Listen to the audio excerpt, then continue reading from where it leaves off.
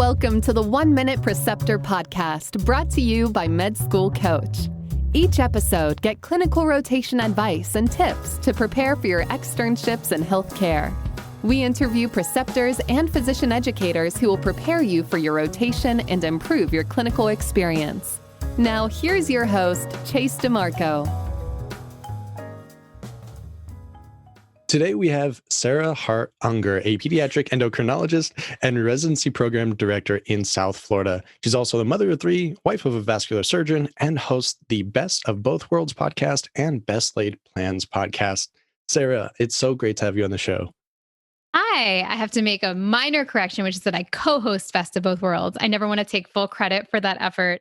I do it as a joint effort with Laura Vanderkam, who is a time management expert and author and speaker, actually. So we provide kind of a nice counterpoint there. Great. Actually, that's how I came across some of your material, was through another podcast you were doing with Dr. Bradley Block, and he's a friend. So I had to tell him that I was poaching one of his old guests at that point. And he explained what the shoebox was, SHU, for Sarah Hart-Unger. So yeah, that makes a lot more sense now. I wasn't quite sure where that came from, but we'll get into a little bit more about your work so far and your podcast. But I do want to start off with an icebreaker question. And that is, how do you think you are changing medicine or medical education right now for the better? I think that as a program director, one of the things I do is I do a lot of discussion about work-life balance and kind of lifestyle management, and just like trying to create a vision for my residents of what they are going to want their eventual lives to look like. And I build that into the training, both in kind of purposeful, kind of, more concrete ways, but then also try to do it more abstractly under the surface, just by modeling and talking to them. So I think that's something that's been kind of left out of things sometimes in a very, especially for women who, many of us have goals of being an active parent and then also succeeding as a physician. And yet I trained at a big academic place where I had some great role models, but I felt like formally it was something that was just not talked about. So I bring that into the forefront of my conversations, not saying that that has to be the dream for everyone. Of course, I support my residents in whatever kind of path they want to take. But I think that it's something that should be woven in from the very beginning and not an afterthought. So I think that's my contribution. That's my change. And that's great. I know there's always a lot of confusion with work-life balance, and especially those with kids, either in med school or early residency, just so much to balance and to organize, and trying to, like you said, stay kind of complete and balanced through all aspects of your life. So I do want to get into that a little bit, and some of the organizational strategies you cover, and just how residents can really, I guess, approach let's say the upcoming academic year, since we were just discussing residency a little bit before we hopped on the call here. What are some things that maybe the incoming residents, since this will probably be released a few months before the new season starts, what can they do now to maybe plan ahead? So what can they do to plan ahead? I wouldn't do too much in terms of academic prep. Although if due to the pandemic, you feel like you really haven't had the clinical base that you feel like you need, then doing some reading or online simulated type of material can always be helpful. But I wouldn't put pressure on yourself to spend all of your time doing that. Instead, I would corral that into some very specifically defined part of your day. Like, I am going to spend from, 4 to 6 p.m., 3 days a week doing that. And the rest of the time, I would focus on just really getting your life together in other ways. That may mean, if you have kids, like figuring out what your routines are going to look like and figuring out your childcare. If you do not have things together from a health perspective, it may be figuring out how you're going to fit in exercise as a resident, or how you're going to, plan to eat healthy, whether that means meal planning, cooking, whatever.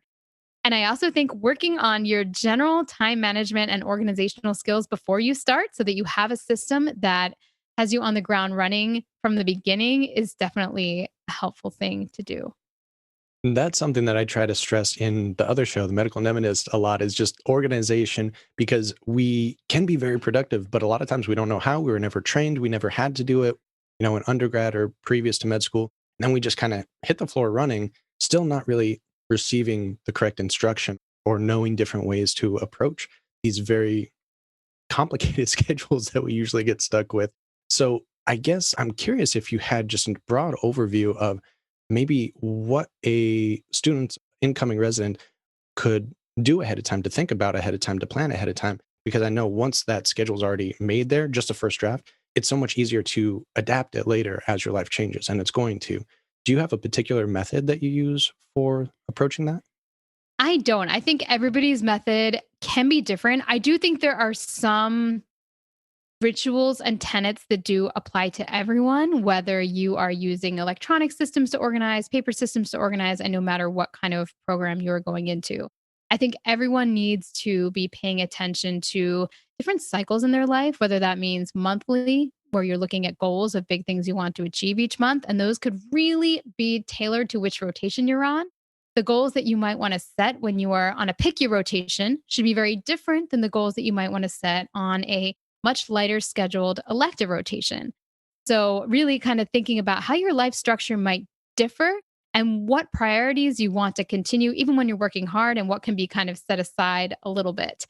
I think that building rituals in like a weekly review where you go through your email, you look for everything from your program director that was supposed to be assigned, you kind of corral all your projects in one organized place, whether that's a bunch of Apple Notes files or some kind of paper system. It doesn't matter what you're using. Some people like Trello. I could see how that would actually work very nicely for residency because you could have like a card for each project that's ongoing with information there. Again, your methods are going to vary, and I would never, I think people really enjoy using different modalities when they organize, and being told which one to use is not, it's just so not a one size fits all thing.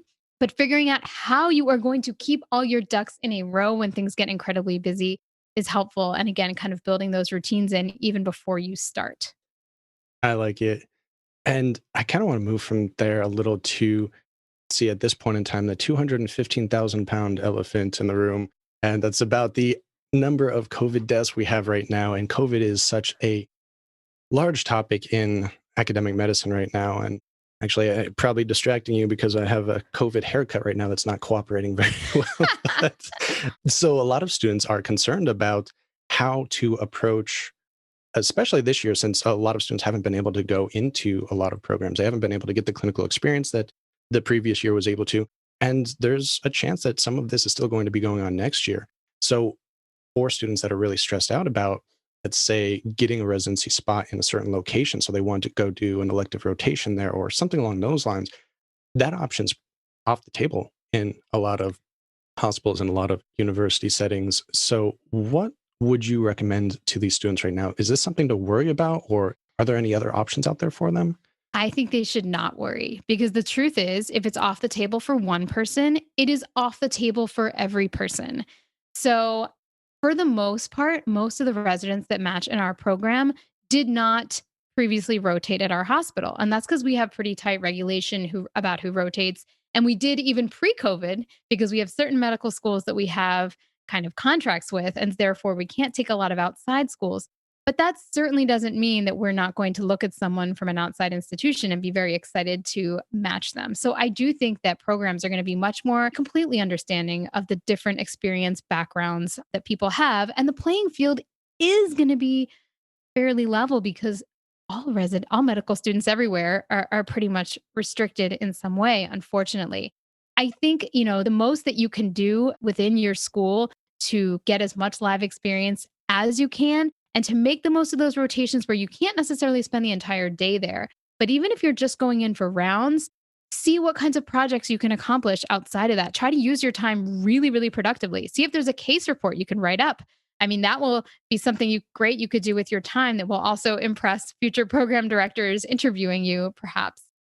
So, again, I do work in pediatrics, which is not an incredibly difficult field to match in. So, this may be different if I were a radiology program director, dermatology, or something like that. But for us, I would say do not stress. We know, we understand. We also know there may be a little bit more of a learning curve in our residents when they start. Although, I mean, our current first year residents were impacted. Their end of their fourth year med school year was impacted by the pandemic.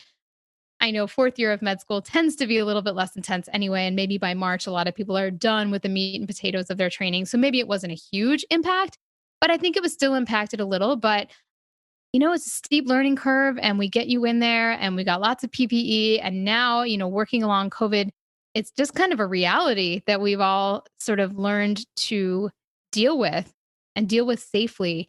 So I think that you should try not to stress to the extent possible. And I wonder how this differs for American medical students versus IMGs like myself, as we were kind of discussing a little beforehand too, since my school, for instance, was so small, it doesn't have direct affiliations with many hospitals. So a lot of students will use rotation agencies or try to schedule their own elective rotations. We also don't qualify for VSAS, for instance. So we're very, very limited there for the higher academic institutions, but we also have more opportunities possibly in private clinics and other settings that are more likely to be open right now and accepting students because they're less high risk patient population, I should say. So I wonder if that's going to play a part in any of this as well, or if you have any insights on that. Yeah, I mean, well, I guess I would say as someone who looks at applications, if someone has had experience, for example, in some private pediatric cardiology clinic or something versus a nearby hospital, I would look on that just as favorably. In fact, they're probably more likely to have had full days of training versus these truncated inpatient experiences that some of our Port Med students around the country are having because of, restriction on the amount of minutes they can spend in the hospital and other things like that. So yes, if those kinds of experiences are available to you, outpatient, inpatient, ambulatory center, whatever it may be, I think that those are really just as worthy and likely will be taken just as seriously on your application, particularly this year. Again, I mean, I don't think there's only a certain number of American grads to go around. So people are still going to be interested in Caribbean grads. And so I don't think it takes you off the table in any way, shape, or form. I agree you probably need to find ways to try to make the most of the experience. And I think that will show through in the ways that people have been creative and have managed to get the training and will be just as much more impressed by the drive to get that done even under difficult circumstances. I The think ingenuity. That was the word I was looking for. that's probably a perfect segue because there's been a lot of discussion recently since the news of step one going past fail a few months ago. It hasn't gotten there yet, but that it's going to be going there. Was it next year or the 2022 that it's It's doing that? 2022, but I'm not sure if that means it's for the 2022 match, which would really be next year. Yeah, I guess I'm uncertain about that as well. Probably have to look into that afterwards. But that brings up an interesting point about the ingenuity of the student, because as much as I agree with step one going to pass fail versus a 3-digit score, it's been argued that a lot of foreign medical graduates, international graduates, Caribbean students, that's how they distinguish themselves is by having higher test scores. Now, whether that relates to being a better student or patient care or anything has been part of the huge debate. But this might close the doors for some foreign students, some Caribbean students, for instance. What are some ways that you've seen students be very ingenious about adding more to their CV, about standing out? Yeah. So the ones that stand out are the ones, I'll say there's two avenues that usually impress me a lot. Actually, there's several ways to impress me. One way is to have gone really, really deep on one thing. So I actually cannot stand when I see like 60 different volunteer things because I'm like, well, if you did 60 things, like how many of them did you really care about? How many of them were just like one day things that you wanted to put on your CV? I think some schools have the idea that volume is what matters. No, no, no, no, no. So if you like started your own private own clinic or, maybe joined an existing clinic and improved it in certain ways and kind of were with that one clinic the entire time you were there and you can tell me about the different innovations you brought to that clinic and the way that you help people at that clinic and the hours that you spent, like I'm going to be much more impressed than seeing this day, this day, this day. Like I know, or some people will put stuff like diabetes walk. I'm like, well, great, but that was like 2 hours. And anyway, so I think depth is really, really important when it comes to service and also whether you had some sort of innovation or leadership role. So that's one way to distinguish yourself. Letters are another way. I mean, a really great letter from someone who truly knows you and has worked with you can be really powerful. And I do think that letters are going to hold more weight with the absence of step one. And I think that's a good thing because, in a way, someone who can really speak to you, and as someone who's gotten used to reading letters, I can sort of tell when someone just dashed off a template and when someone really knows the person.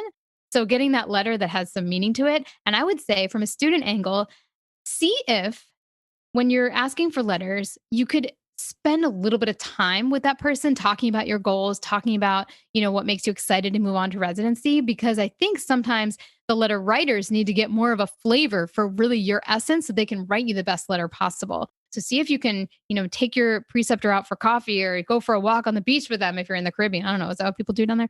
Do something with them in order to help to make sure they really know you so that letter can impress the program directors that it gets to. And then research, of course, is another. Although I don't think research should just be done for the sake of research. It's nice when someone's really gone deep in one area and has worked with somebody in a lab and has kind of produced things over time. I also have to say, like, a first author paper is always a lot more impressive than like three middle author papers where I have to wonder, like, okay, did that person just run the PCR that like got into the paper, or were they really part of crafting the project themselves? Okay, so of those three, I am probably in a lot of trouble. That's absolutely not true. You have a podcast. You have two podcasts, which are growing and successful. And that's a project that you have gone very, very deep in, that you probably have a lot of passion in, and you would be able to talk about. So I think that would fit upon kind of within that service realm. It's more of a side hustle type of a business, but I think that's a passion project that has gone deep. So I disagree with you. I think that this in itself is going to be an asset to you on the interview trail. Well, all right, let's break it down then. A little bit of self-serving here, but maybe some audience members will either be able to relate or be interested in getting into something like this. So again, coming from my background from a small Caribbean school, lacking resources, we didn't have much in the way of research we could do there. So that was kind of out. And then for the letters of recommendation, I've been saying this since season one of this show, but before I started this show, I didn't really know the difference between a letter of recommendation and asking for a strong, quote unquote, letter of recommendation. So that's not something I asked for my letters. So I don't know if those are going to benefit me at all.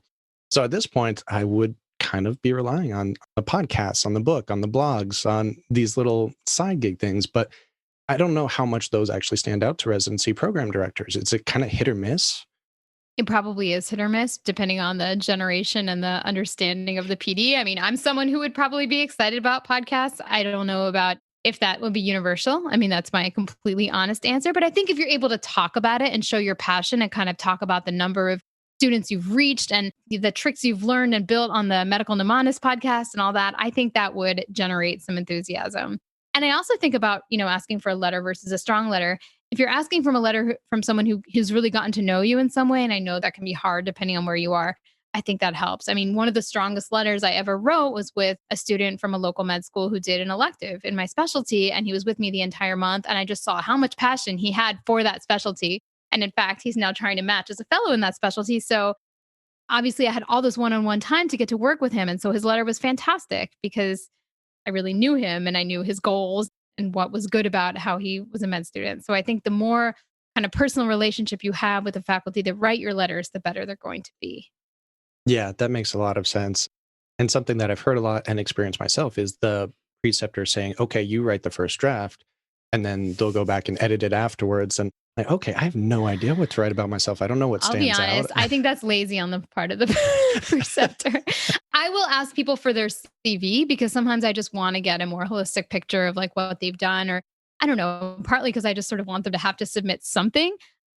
I actually think going ahead and telling the student to write the letter for me and I'll change stuff is a little bit, eh, Okay, fair I don't enough. love that. I think even in undergrad, when I was asking for letters from biology professors for med school, they were like, well, at least write a paragraph or write like your top 3 to 5 achievements or something like that. So Right. That's like asking for a CV. That's yeah, not like writing a letter true. for That you. that makes a little more sense and gives them a guideline without you actually Yeah, a writing the framework to first start draft. from. Correct. Okay, so then moving on from the step one issues, the possible lack of clinical education issues that we might be coming up with this next year. Let's say the student has now gone through all of their required exams, they have been accepted into a residency program. We sort of discussed some basic outlines for organization, for scheduling your material. But I think you cover a lot of productivity hacks as well, right? So making this more efficient with your time, not just being organized, but actually being very, very productive with your time. What are some skills or techniques that would be specifically important maybe to this population? I think the biggest thing you can do is to honestly plan out your week and plan out your day and think about how you can make the most of that day and make sure you have exactly what your goals are in mind and then define goals for each day and decide how you're going to work towards them. And those can be incremental as well. You may have some goals that it might be that you want to read 10 minutes of some nonfiction thing each day. And that might not seem like a lot, but if you read 10 pages, well, that's 300 pages a month. That's a book a month. And now all of a sudden you're reading a book a month more than you were before. Again, I don't have like one specific method that works, so it's hard to distill this, but I actually think the basic principle of taking time to plan is like that whole adage about sharpening your knife, right? Like if you ask me to cut down a tree, I'm going to spend the first 45 minutes sharpening my saw. Planning is the sharpening of your saw as a med student, as a resident, as an applicant in general. So when it comes to all those nagging tasks, like putting together your application and asking for the letters, all of that is kind of onerous. It's a lot. Make a giant checklist of all the little things you need to do and kind of what the deadlines are. So a lot of them may fit within like a month type of a goal or maybe a quarter or a season. And then as you're planning your week, think about which ones you want to target for each week. And then finally, you're going to go to each day and you're going to wake up and think, okay, I have this scheduled. You may have some hard schedule landscape things. You may be in clinic from 8 to 4 or something like that. So then you'll know that from 4 to 6, you have time to work on a couple of things. Don't assign yourself 15 things to work on if you only have a 2-hour window. You have to be very realistic and honest with yourself about the amount of time that you do have to get things done, because there's nothing more disheartening than having a list with 20 things on it and then completing one of them. But if you have a list with 2 things on and you complete one of them, and maybe one of them you table for the next day, but think about how you're going to get it done the next day, that doesn't feel so terrible. I think there's not one right way to plan, but I think that everybody should plan. Yeah, I find that I change my method all the time. I'll give my mother credit for this. When we were younger, she always made us do an annual goal setting. So at the beginning of every year, we'd have to write out all the things we wanted in different categories. So what's our academic goal for this year? What's our physical or mental health goal for this year? What's our financial goal for this year? So me and my brother got into a little bit of a habit doing that at a young age. We hated it at the time, but we would do it. I kept a lot of the old ones too to use as like templates later on. Then obviously it gets more complex. You have all the different med school things, the different personal things. Finances get insane in med school and afterwards. But I agree, kind of categorizing them is one way that's benefited me a lot in the past. And also kind of taking the one thing mentality, like what's the one thing I have to do today? And then if I get that done, then I can look at other things afterwards. But until then, just focus on the one thing. Otherwise you get bogged down by, having 20, 30, 40 things on your list and just, it's too overwhelming. Yes. Now, one thing that's gaining in popularity is the concept of time block planning, which is basically you're assigning every single minute of your day a job. And I didn't make that up. I got that from Cal Newport, who is a fantastic kind of productivity guru in that space.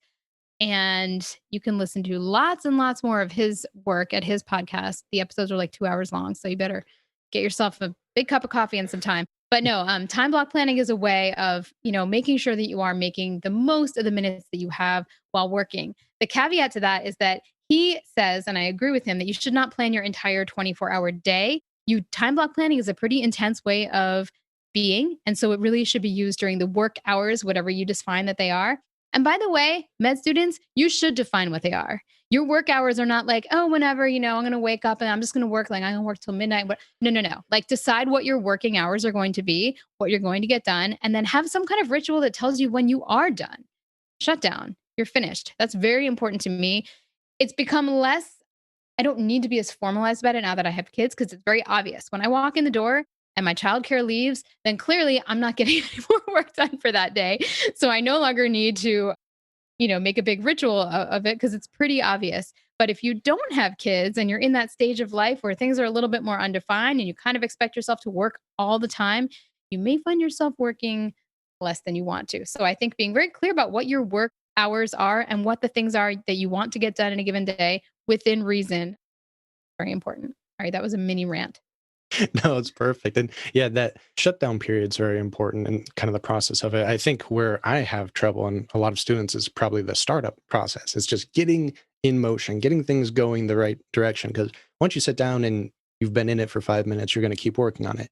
But it's that initial part, just getting the momentum towards your goals. It can be very tricky. I think that having a shutdown deadline helps with the starting process. Really? And I will tell you that like on days that like on the rare day when I have a break and my kids are somewhere else, like at their grandparents or something, and I don't have a very strict timetable, it can be really hard for me to get started. I'm like, oh, well, let me work out, let me do this and that, because I don't have this deadline looming that I better be done by 6 o'clock.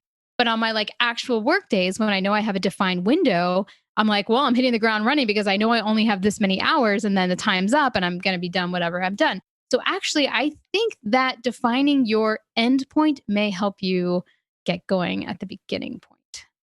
Okay. I guess that makes sense too. That's my pro tip from the other side. Well, I've really loved all this information, and we've covered a lot of really interesting topics. I know there's quite a few places and resources you have available for the audience. What is a great place for them to go to? Yeah. So if you just want general, actually, my blog might be interesting to some of you because it has actually existed since I was a medical student. I started it in, ready for this, 2004 when I was finishing my second year of med school at Duke. And so there are rants. They're kind of embarrassing, but I also have kept them for posterity. So if you'd like to read about those adventures and then the early days of residency, which are like 2007 to 2010, my fellowship, all of it's archived there. So you can kind of live vicariously through those experiences. So that's at theshoebox.com. And it is still an active blog now, more about parenting and organizing and kind of making it all work. And then again, I co-host Best of Both Worlds with Laura Vanderkam. And I have a new podcast that is all about planning because I'm a total planning nerd. And I actually go as far as like review various planner products and things. And that is called Best Laid Plans. And that's available at wherever you can find podcasts. That's the Shoebox, SHU. THESHUBOX.com. And that's my Instagram handle as well. You can find me there. Well, Dr. Sarah Hart-Unger, thank you so much for coming on the show today. Thank you so much for having me. This was lots of fun.